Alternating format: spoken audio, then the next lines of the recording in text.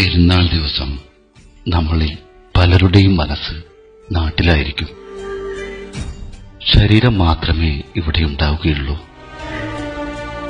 അന്നേ ദിവസം നാട്ടിലേക്ക് വിളിച്ചാല് അവർ പെരുന്നാൾ സദ്യ ഒരുക്കുന്നതിന്റെയും യാത്ര പോവാൻ നിൽക്കുന്നതിന്റെയൊക്കെ തിരക്കിലാവും. അതൊക്കെ ചോദിക്കാനും അറിയാനും ഒരു പ്രത്യേക സുഖ. എന്നാല് പെരുന്നാൾ ദിവസം നമ്മൾ എവിടെയാ പോയെ, എന്താ ചെയ്ത് എന്നൊന്നും സ്വന്തം വീട്ടുകാരോട് പോലും പറയാറില്ല. നാണക്കേട് ഉണ്ടായിട്ടല്ല, എവിടെയും പോകാനില്ലാതെ കിടന്നുറങ്ങിയത് അവരെ അറിയിക്കണ്ടെന്ന് കരുതിയിട്ട. ഇപ്പോൾ തന്നെ ഒരു പെരുന്നാൾ വന്നാല് വീട്ടുകാർ എന്താ ചിന്തിക്കുക?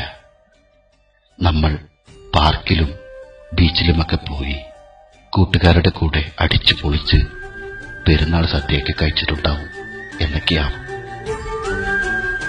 സത്യത്തില് രാവിലെ പള്ളിയിൽ പോയി വന്ന് നാട്ടിലേക്ക് ഒന്ന് വിളിച്ച് അവിടുത്തെ വിശേഷങ്ങളും അറിഞ്ഞ് ആ സന്തോഷത്തില് ഉള്ളത് കഴിച്ച് മൂടിപ്പുതച്ച് കിടന്നുറങ്ങുന്നതല്ലേ നമ്മുടെ പെരുന്നാൾ.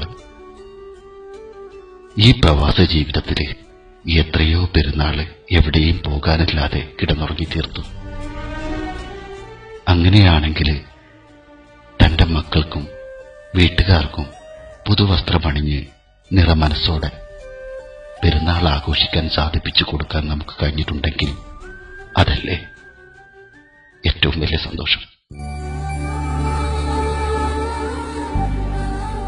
അങ്ങനെ നോക്കുമ്പോൾ അവരേക്കാൾ എത്രയോ ആഘോഷമായ പെരുന്നാളല്ലേ നമ്മുടെ പെരുന്നാള്. ഫുൾ ആഘോഷമായ പെരുന്നാള്.